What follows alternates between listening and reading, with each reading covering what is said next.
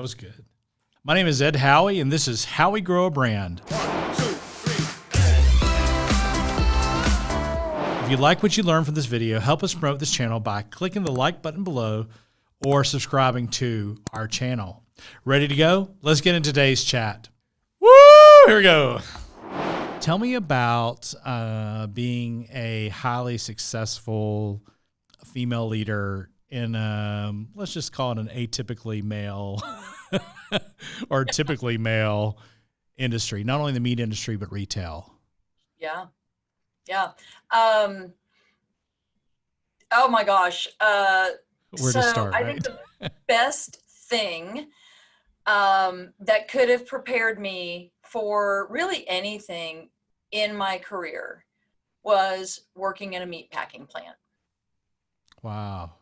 Right out of college. And what I have to tell you, I'll never forget it. So the piece that I really needed to understand is that, I always felt like I was a pretty friendly person.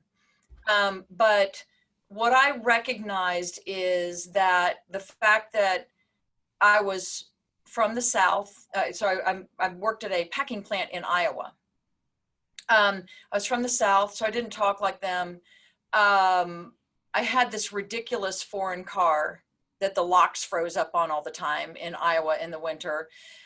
And I was college educated with a master's. And so those factors for line workers in a meatpacking plant, which is an extremely tough environment, made me realize early on that it definitely wasn't about me. It was about getting all kinds of different people to trust you that you would make decisions in their best interest. So very, very valuable lessons. It was amazing. We could talk forever about that. I'm not going to. But what happened when I went from meatpacking into retail, which is still a male-dominated industry, there were a couple of things that, my leadership roles were elevated. I had a lot of people that reported to me, a lot of men, and a lot of very young women as well. And there were a couple of things that hit me really loud and clear. And first off, I knew this from a young age, is that if you were tough and opinionated, and you were able to kind of express your opinions with conviction, probably to the point of being argumentative, which would be not atypical of my style, unfortunately, you were going to be called names that you didn't like to hear. And I got some advice when I was still in college. Somebody told me, you better get used to being called a B. I'll keep this G rated because it's going to happen to you a lot in your life. And I was like, yeah, but that's not really fair. I don't like being called that. And she's like, you're going to have to get used to it. And I did. And I did. Now that you're out of like the corporate world and actually serving multiple companies, how has your femaleness either been more well-received or more challenged even as you are trying to help people paying you to help them? Yeah, so there are definitely aspects where, when there's a clear authority structure, sometimes that can be easier. And so in a corporate world, there's tremendous structure around reporting relationships and authority and what that looks like. So it's not that you have to constantly earn it. You have the title, there's a reporting relationship. So, on the outside, there's just different challenges. One thing that I really miss is having people reporting to me, because it gives you a great opportunity to help young people and to cultivate them and to see them grow and leave your team and go into other teams and have alumni out in an organization. I always loved that. But I definitely think that there's a piece now where I've found myself mentoring, in particular, either, employees in some of these companies that I work with, kind of off to the side, especially young women. And then I have also seen this opportunity where I'm constantly in kind of a salesmanship sort of a role. Do you find yourself having the opportunity to actually coach individuals with some of your clients? I do. And interestingly enough, I've even coached some people that were considering leaving. Where they would ask me, like, how did you leave, XYZ? And in that case, they were women, where they were asking me about, but what does it look like to, leave some of the kind of the vestiges and the benefits of a corporate or a work environment, a corporate environment. What does it mean to go out on your own? And so again, what I was able to notice is they're looking at me as like, well, you did it. How did you do it? If you did it, I think I can too.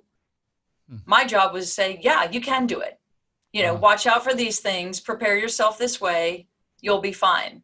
And sometimes that's really all that people need. So if you were to go back to 15, 20 years, and neither one of us like living in the past, right? It is what it is. But if you were to go back 15, 20 years, is there one example of something that, knowing what you know now as a leader, female or not, as a leader, that you would do differently? Yeah, definitely. I think that the main thing that I would do is realize that sometimes people need more time to process information than I do. Whether it's good news, whether it's bad news, but as long as they're making forward progress, give them the time that they need. So I can think of some, frankly, really painful memories of things that I've done so badly wrong because I had a time clock in my head. Has to be done this way by this time. And I look back and I push people to the brink. I really did. I wouldn't do that again, knowing now, because I think part of it that helped me too is just having a kid in between, kind of now and then, and realizing that, when you have children, sometimes things happen on a kid's schedule, not your own. And it made me a lot more empathetic to how much time, here's that word, how much time people need to be able to process information, whether it's good or whether it's bad news. Sometimes they need more time than you need. And it doesn't hurt to give them a little bit more time. Yeah. So you could tell I'm still reeling from some of those experiences, but I've learned my lesson. No. And the demand for speed has not changed in the last 20 years, has it? It hasn't. Yeah. It hasn't. So, you're probably the same way, Ed. I think both of us, we process information quickly, and then we immediately get into action. We don't dwell on it. We go. Yeah. Some people need more time than that. That's right. And the only thing I would add to that is that what I found is that not only do I process it, but then I actually go into action. Oh, yeah. If I would just explain why we're going into action a little better, things typically work a little better then too, right? Yeah, they do. Yeah, they do. And, because if the team hasn't, or the client hasn't processed the data, then I go into action. They're like totally confused because I didn't explain why. So that is exactly right. And when you think about kind of difficult, even HR conversations, one of the things that I've been teased about mightily, and deservedly, frankly, I do deserve this. It's my Spock-like awareness of pain that someone else is going through until all of a sudden I'm like, I see that you're crying. I'm not sure why you're crying.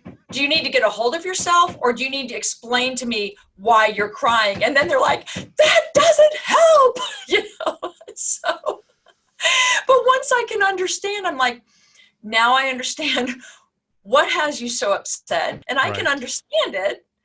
But sometimes I literally am like, I don't even know why you're crying. So if you just help me with that, I could probably be a little bit more receptive.